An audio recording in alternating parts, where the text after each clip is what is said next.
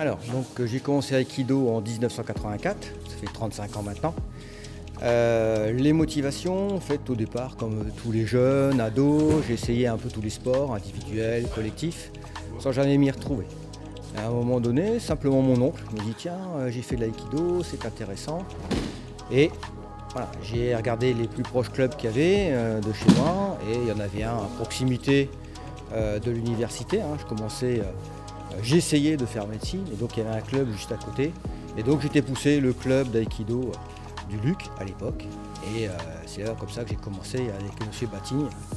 Mais pour beaucoup, je dois à mon tonton, tout simplement, parce qu'il m'a amené à l'aïkido en me présentant une pratique qui correspondait à ce que je voulais, c'est-à-dire pas de compétition et un échange avec des partenaires et en même temps une pratique physique, puisque étant jeune, il fallait pouvoir se dépenser.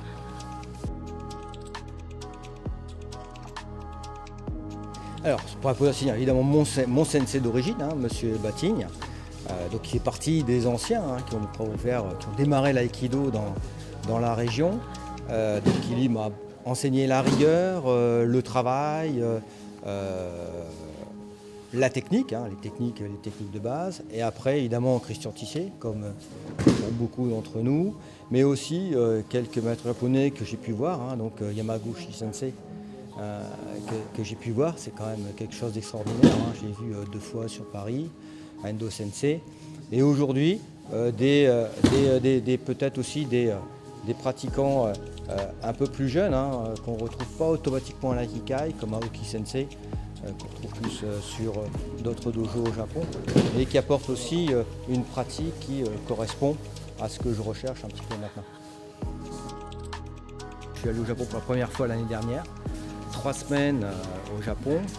Donc j'y suis allé avec beaucoup d'humilité. J'ai trouvé ça, c'était un rêve depuis que j'ai démarré l'aïkido. C'est les photos traditionnelles du dojo et je suis dans le dojo, donc c'était quelque chose d'extraordinaire. C'était un moment même si c'était les cours du matin, à 6h30, il y a quand même une charge émotionnelle assez forte et une pratique intéressante, donc le travail avec le doshu. Qui est une pratique assez carrée, il présente le mouvement 4 fois, on travaille derrière, avec une pratique assez intense. Mais ce qui était intéressant, c'était l'échange avec effectivement des Japonais, la pratique dans un club traditionnel. On se retrouve vraiment dans ce que j'ai toujours un peu rêvé et finalement qui m'ont apporté, qui ont conforté finalement ma pratique, qui conforte aussi mes orientations, mes choix de pratique au sein du dojo, ici au sein à Calais, et de ce que je peux enseigner, que ce soit ici au dojo ou après en stage. Je peux apporter aussi une expérience, alors qui n'est pas énorme par rapport à d'autres sensei, mais il y a un amour, mais une passion qui a été multipliée encore en allant au Japon. Alors dans la pratique, aujourd'hui je recherche une relation à l'autre, quel que soit le pratiquant, quelle que soit sa puissance, quelle que soit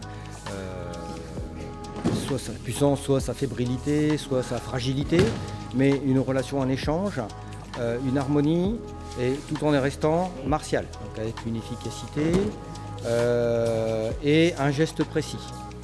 Et j'essaye de plus en plus d'épurer, d'éviter effectivement les gestes importants du bras pour recentrer de plus en plus sur un travail de hanche. Alors sur l'enseignement, au départ, l'enseignement j'y suis arrivé un petit peu par obligation. Je suis parti de Lille pour raison professionnelle, arrivé sur Calais, il n'y avait pas de club d'aïkido. Donc finalement j'ai monté un club d'aïkido et c'est comme ça que j'ai commencé à enseigner. Très vite, je me suis rendu compte que la pratique de l'aïkido, sans l'enseignement, il y a une perte en fait. C'est-à-dire, si on veut à un moment donné progresser dans l'aïkido, et notamment quand on arrive sur les grades un peu plus élevés, 3e, 4e, si on n'enseigne pas, on perd quelque chose. Et je pense que ça, et on le voit bien aussi dans les pratiques japonaises ou dans ce que j'ai pu lire sur les pratiques japonaises, où on dit qu'à partir du 4e dan, c'est le grade de l'enseignement, il faut enseigner. Exactement ça. Je pense que dans la progression de l'aïkido, à un moment donné, il faut enseigner. Ça permet de conforter sa pratique, de développer sa pratique, d'échanger avec les autres. Rester pratiquant, c'est bien, mais enseigner, c'est encore mieux.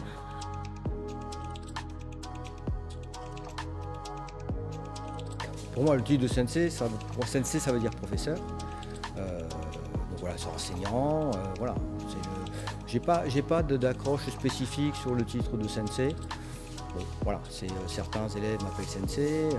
Je revois encore des anciens pratiquants que je peux retrouver de temps en temps qui me disent « Ah, sensei, comment ça va ?» Bon, voilà, c'est un peu comme si on me disait « Professeur, comment ça va ?» J'ai pas une accroche particulière sur le titre de sensei. Alors, pour l'évolution, il est important d'avoir une pratique régulière. Effectivement, sur des élèves qui viennent une fois tous les 15 jours, ça va être difficile d'avoir une évolution. Alors, évidemment, il ne s'agit pas d'écarter les élèves, mais c'est vrai que si on a des élèves qui progressent rapidement, enfin pas rapidement, mais régulièrement, il faut au minimum 2 pratiques par semaine, voire 3, et que les élèves puissent, pour ma part, qu'ils puissent pratiquer à l'extérieur, les stages ou des échanges interclubs ou aller directement dans notre club. Voilà, je pense que quelque part, l'enseignement de base se fait au sein du dojo, mais la pratique régulière se fait aussi en dehors du dojo et dans d'autres dojos. Et il faut que les élèves puissent aller dans d'autres dojos. Ça fait partie de la progression. Donc on a les stages aujourd'hui sur la ligue, on a des stages nationaux aussi, et on est toujours à proximité d'un club, voilà, dans les 30 km. Et une fois de temps en temps, ça peut être intéressant d'aller se confronter un petit peu dans les autres clubs pour retravailler ce qu'on a pu faire et revenir ensuite dans le dojo pour retravailler, reprendre les bases.